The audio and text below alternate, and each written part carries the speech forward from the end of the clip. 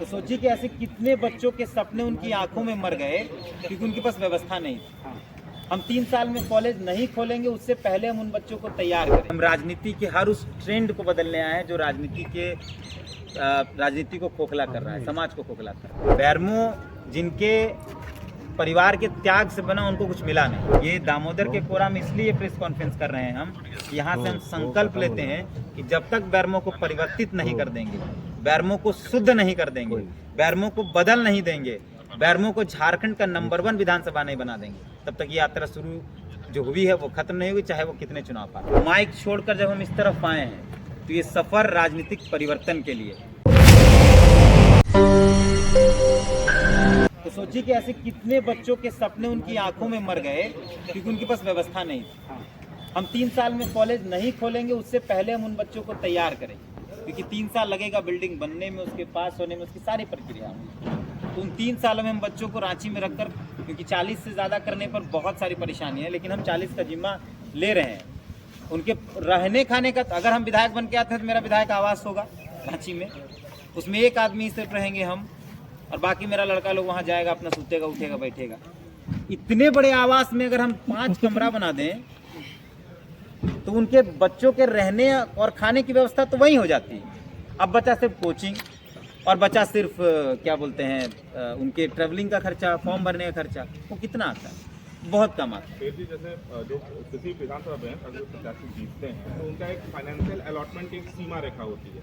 तो मान लेते हैं कि आपने जिन चीज़ों को लिखा है तो आपने आकलन किया होगा ना कि इतनी चीज़ों में इतना एक बजट चला जाएगा, आपको लगता है? मैंने सिर्फ ये बात कही, जो बच्चों के पढ़ाने वाले वो 4 लाख का खर्चा है मिनिमम। मैं बता आपके पूरे मैनिफेस्टो की बात कर रहा हूँ कि आपको ऐसा लगता है कि जो अलॉटमेंट मैक्सिमम एक हो सकता है प्रत्याशी के लिए जीते हुए। देखिए, मैंने जो कहा कि जरीडी प्रखंड में, सवाल हम और आसान कर देते हैं, आपको लगता है कि जितने वादे आपने किए हैं, आपका अपना जो मान लीजिए जीत अगर हम करते हैं, उसका जो फाइनेंशियल अलॉटमेंट मैक्सिमम आपको होगा उतने में सारा काम पूरा कर लेंगे, आपको भी 3 साल में मात्र 5 करोड़ रुपए एक विधायक का हर साल का होगा, एकदम संभव। लेकिन विजन के साथ अगर हम लड़े तो वो एकदम संभव है। इस इलाके में CSR का इतना फंड है। आप कभी DC ऑफिस गए हैं?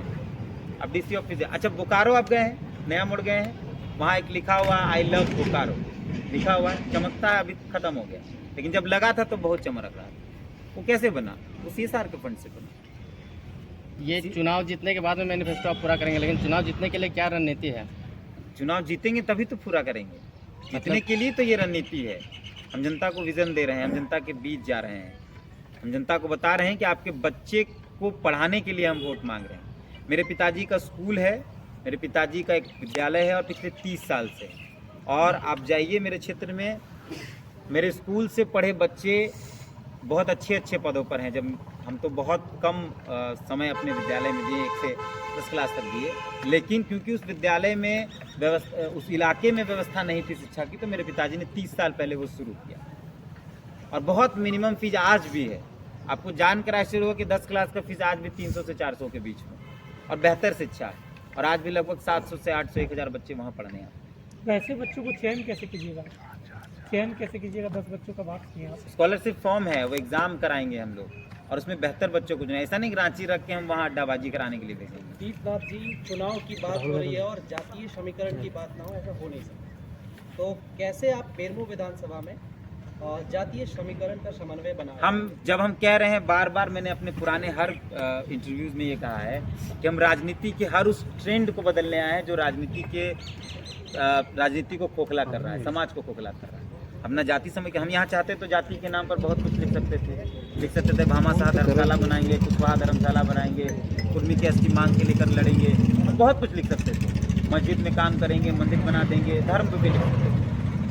ये सफ़र जो शुरू हुआ है, माइक छोड़कर जब हम इस तरफ आए हैं तो ये सफ़र राजनीतिक परिवर्तन के लिए, ये यात्रा जो है, ये राजनीति में बदलाव। हम एकदम ये नहीं मानते हैं कि हम इसी बार जीत जाएंगे, इसी बार बदलाव लाएंगे, एकदम इस बात को नहीं मानते, लेकिन इस परिवर्तन की नींव तो रख जाएंगे। हम जाति समीकरण को भी तोड़ेंगे, हम धार्मिक समीकरण को भी तोड़ेंगे। जिनको मेरे पिताजी जिस जाति से आते हैं, मेरे विद्यालय में उस जाति के कितने शिक्षक होंगे? ना के बराबर। जो बच्चे आते हैं, क्या वो मेरी जाति के पढ़ने आते हैं?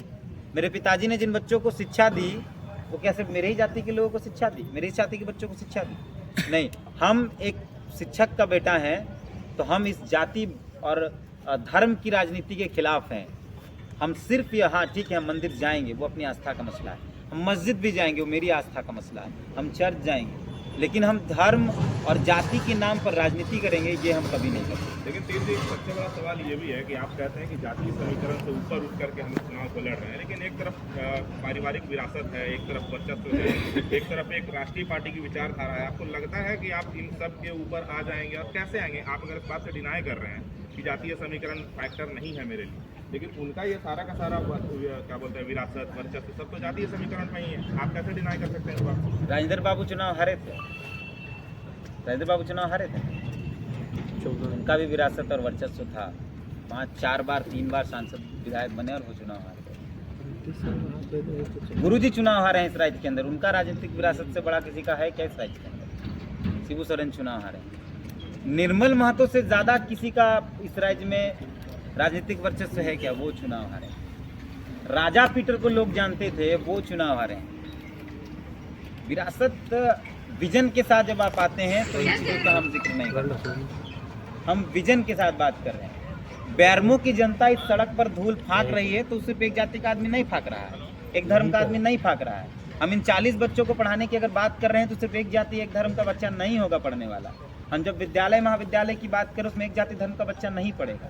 तो ये सारे संकट, हम ये नहीं कह रहे कि हम जीत जाएंगे, हम एकदम ये नहीं कह रहे कि हम चुनाव जीत ही गए, एकदम पूरा माहौल टाइट है, हम बस घोषणा की तैयारी है, हम खाली सर्टिफिकेट लेकर, हम ये सब झूठ नहीं बोल सकते। हम सिर्फ ये बात कह रहे हैं कि हम एक परिवर्तन की यात्रा शुरू किए हैं बैरमो के अंदर। कोई ज़रूरी नहीं कि वो यात्रा 23 को खत्म होगी। हम जब अपनी माटी में वापस आए हैं, हम रांची में मेरा ऑफिस है, हम पढ़ लिख कर काम कर रहे थे, मेरा अच्छा ऑफिस है, जो साथी रांची से वो जानते हैं, हम प्रॉपर वहाँ रह सकते थे। लेकिन जब 12 साल बाद वापस आए हैं तो ये संकल्प यहाँ इसलिए कर रहे हैं, ये दामोदर के कोरा में इसलिए प्रेस कॉन्फ्रेंस कर रहे हैं हम, यहाँ से हम संकल्प लेते हैं कि जब तक बैरमो को परिवर्तित नहीं कर देंगे, बैरमो को शुद्ध नहीं कर देंगे, बैरमो को बदल नहीं देंगे, बैरमो को झारखंड का नंबर 1 विधानसभा नहीं बना देंगे, तब तक ये यात्रा शुरू जो हुई है वो खत्म नहीं हुई, चाहे वो कितने चुनाव पार। कुछ लोगों ने ये भी जानना चाहा कि अगर आप जीत जाते सब आप ही जानना चाहते हैं, बाकी लोग भी जानते हैं। आकाश जी दामोदर के संरक्षण को लेकर क्या कहेंगे? मैंने कहा कि एक मंगल आरती होगी, गंगा आरती से हो जाएगा संरक्षण। नहीं, गंगा आरती से हम संरक्षण करने के लिए लोगों को जागरूक कर सकते हैं। जो प्लांट और फैक्ट्री के जो पानी है जो डायरेक्ट यहाँ आ रहा है, हम उस पर कंट्रोल करेंगे। उसके लिए तो सरयू राय ने पहले से जंग छेड़ रखा। सरयू राय नहीं किए तो हम उसका दोस्त मेरा नहीं है। आकाश जी बैरमो को लोगों के लिए परिवर्तन करने के लिए बहुत लोग विधायक बने, 25 साल विधायक बने, कई लोग अभी 14 प्रत्याशी हैं, वो नहीं किए, उसका दोस्त हमको थोड़े। आकाश जी बैरमो विधानसभा में बाहरी भीतरा एक मुद्दा है क्या? एकदम है, वो एकदम मुद्दा है, हर बार रहा है। किस प्रकार से आप सॉर्ट आउट करेंगे, आएंगे तो इसके बारे में बताइए। मैंने बार बार कहा कि हम क्षेत्रीय जनजातीय महाविद्यालय जब बनाएंगे तो यहीं के लोग पढ़ेंगे, जो बाहर के लोग हैं वो तो नहीं पढ़ेंगे, वहीं के लोग पढ़ेंगे ना। और ये मुद्दा बहुत प्रमुख मुद्दा है। बैरमो जिनके परिवार के त्याग से बना, उनको कुछ मिला नहीं। अगर हम इस इलाके की बात करें, बैरमो प्रखंड की बात करें, दुबदा की बात करें, जहाँ कोयला निकलता है, खेत को चलकर इस इलाके की बात करें, तो जिनकी ज़मीनें गई उनको कुछ मिला नहीं। और ये मुद्दा बहुत मजबूत मुद्दा है, लेकिन जब तक हम उस जगह पर नहीं जाएंगे उस मुद्दे का समाधान नहीं कर सकते। हम उनके लिए लड़ सकते हैं। मैंने कई बार जब मैं मीडिया में था तो CCL BCCL के कई कारनामों को मैंने दिखाया है, लेकिन हम ये वादा जरूर करेंगे कि बैरमो का परिवर्तन का जो संकल्प है उसको ज़रूर पूरा करेंगे। यहाँ के कलाकारों के संरक्षण का संकल्प है, यहाँ के वाद्य यंत्र बनाने वाले लोगों का संकल्प है, ये तमाम चीज़ें हैं। और मैं फिर से वैभव जी आपको बता देना चाहता हूँ कि जब आप काम, बहुत ऐसे विधानसभा क्षेत्र हैं, बहुत ऐसे झारखंड विधानसभा क्षेत्र हैं जहाँ जिस जाति के विधायक हैं उनका वोट बैंक कम है। जैसे आप उमाकांत रजक की अब जानेंगे, उनको चंदन प्यारी जानेंगे, उमाकांत रजक की जाति का बहुत वोट कम है वहाँ, लेकिन विधायक हैं, विजन लेकर। हालांकि काम किए नहीं कि वो अलग मसला है। अमर बावरिया अभी अमर बावरिया, लेकिन विधायक तो बने थे उमाकांत रजक, हम उनकी बात कर रहे हैं। उनको बनाया गया, फिर वो काम किए नहीं किए, हरा दिया गया, वो अलग मसला है। और ऐसे बहुत सारे विधानसभा, आप संथाल पटना से आते हैं, इरफान अंसारी के बारे में बहुत चीज़ें कही इसी तरह की जगह पड़ेगी। लेकिन आपको लगता है कि इरफान अंसारी को हिंदू वोट नहीं करता हो? तो ये सारे समीकरण टूट जाते हैं। आज तक राजनीति में जो किया गया उसको बदलने ही हम आए। राजनीति में एक चीज थी कि नॉमिनेशन करने जाएंगे भीड़ लेकर, तामझाम लेकर। हम भी चाहते तो अपने साथियों के साथ जा सकते थे, लेकिन मैं नहीं, क्योंकि राजनीति के हर उस ट्रेंड को बदलना है। हम इस सफर सिर्फ और सिर्फ बैरमो के विकास के लिए नहीं, उसके साथ साथ जो गंदी राजनीति है, जातिवाद की राजनीति है, धर्मवाद की राजनीति है, उस राजनीति को बदलने के लिए और बैरमो के बेहतर विकास के लिए। ईद जी, एक अंतिम सवाल, अगर आप चुनाव जीत जाते हैं तो निर्दलीय बैठेंगे विधानसभा के अंदर या फिर किसी पार्टी के साथ जा सकते हैं? एक कॉमन मिनिमम एजेंडा तय होता है, जिस एजेंडे पर मेरी सहमति नहीं होगी हम उसके साथ नहीं जाएंगे, हम निर्दलीय।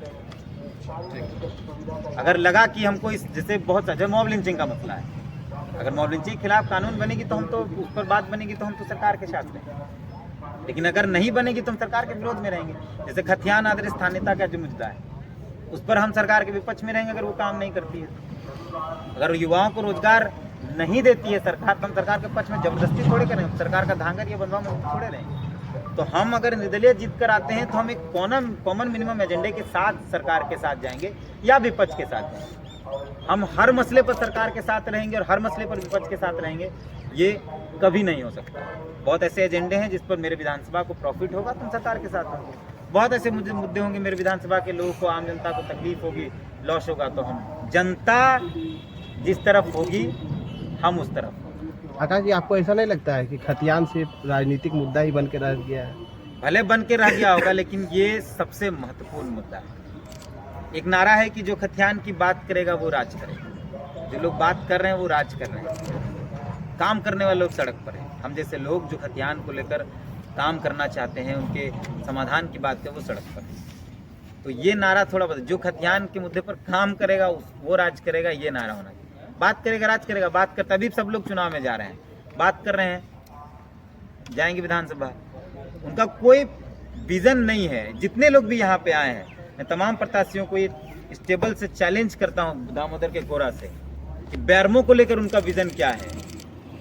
एक भी प्रत्याशी बताएं कि बैरमो को लेकर उनका विजन क्या। हाँ, आप दूसरे को गाली दे सकते हैं, आप ये कह सकते हैं कि फल्ला ने ये नहीं किया, फल्ला ने वो नहीं किया, लेकिन आपके पास विजन क्या है पाएंगे तो वो कोई बातचीत नहीं है। सिर्फ किसी विधायक की त्रुटि निकालना, किसी सांसद की त्रुटि निकालना, इससे बैरमो का विकास थोड़े हो जाएगा। और ये हमारा विजन है, ये घोषणा पत्र है, 52 वादे हैं, अंदर बहुत सारे वादे हैं। हम आप पत्रकार साथियों से, यहाँ जो लोग बैठे हैं, तमाम लोगों से अनुरोध करेंगे, एक बार समय दीजिए, एक बार मौका दीजिए। बैरमो को 3 साल के अंदर झारखंड का नंबर 1 विधानसभा बनाएंगे और भारत ही नहीं पूरे विश्व से लोग बैरमो के, जैसे कहा जाता है मोदी जी का गुजरात मॉडल, 3 साल बाद बैरमो मॉडल लोग देख लेंगे कैसे काम हो रहा है। तीर्थनाथ आकाश जी, आपसे एक सवाल है, अनूप सिंह के कार्यकाल को आप किस प्रकार से देखते हैं? अनूप सिंह काम किए होते तो हम चुनाव थोड़े लड़ते, हम क्यों लड़ते?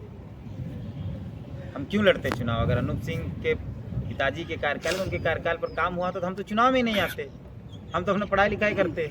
मेरे परिवार के लोग, मेरी माँ मुखिया है, अभी आपके सामने बैठी, और ऐसे जनप्रतिनिधि इनका अनूप सिंह से काम लेना भी पड़ेगा, उसके बाद भी सब कुछ रिस्क लेके लोग यहाँ बैठे। तो ये अपने पद को भी दाव पर लगा, कल को पता चला दुश्मनी निकलेगा, अनूप सिंह जीत गया या कोई और विधायक जीत गया, कोई और भी इतने लोग अगर वो जीत गए तो वो मेरी माँ को देखेंगे कि भाई तो अपना बेटा के साथ खड़ी थी, इसका पंचायत में काम नहीं देना। उसके बाद भी हम, मेरी माँ यहाँ खड़ी है, तो ये सिर्फ इसलिए है कि बैरमो को बदलना है। अनूप सिंह काम किए तो हम चुनाव नहीं लड़ते, अपना काम करना चाहिए। सांसद मौजूद वर्तमान में है, मतलब जो प्रत्याशी हैं जो 5 साल सांसद रहे हैं, एक उपलब्धि वो गिना दे, अनूप सिंह एक उपलब्धि गिना दे। उपलब्धि गिना नहीं पा रहे हैं इसलिए तो हम लोग हैं, और हम लोग ये सब कुछ लेके आ रहे हैं। आप अनूप सिंह का मैनिफेस्टो निकाल लीजिएगा, विधायक जी का, पूर्व सांसद जी का मैनिफेस्टो निकाल लीजिएगा, मैच कर रहा होगा, ऐसे वादे होंगे तो हम नहीं लड़ेंगे चुनाव। इस पूरे चुनाव लड़ने के दौरान में तीर्थनाथ आकाश का सबसे बड़ा कंप्यूटर किससे है? हम किसी को कंपटीटर कभी नहीं मानते। हम जब भी लड़ते हैं अपने संकल्प, अपने योजना के साथ लड़ते हैं, हम किसी को कंपटीटर नहीं मानते, कोई मेरा कंपटीटर नहीं। बैरमो विधानसभा में 14 प्रत्याशी है, टोटल मैदान में, अपने आप को तीर्थनाथ आकाश कहाँ देखते हैं? हम जनता के बीच देखते हैं, हम जनता के बीच खुद को देखते हैं, जनता के साथ संघर्ष करते हुए देखते हैं। जो जनता धूल फाक रही है बैरमो के अंदर, तो जनता के साथ हम भी धूल फाकेंगे जब तक इस धूल को साफ नहीं। ठीक।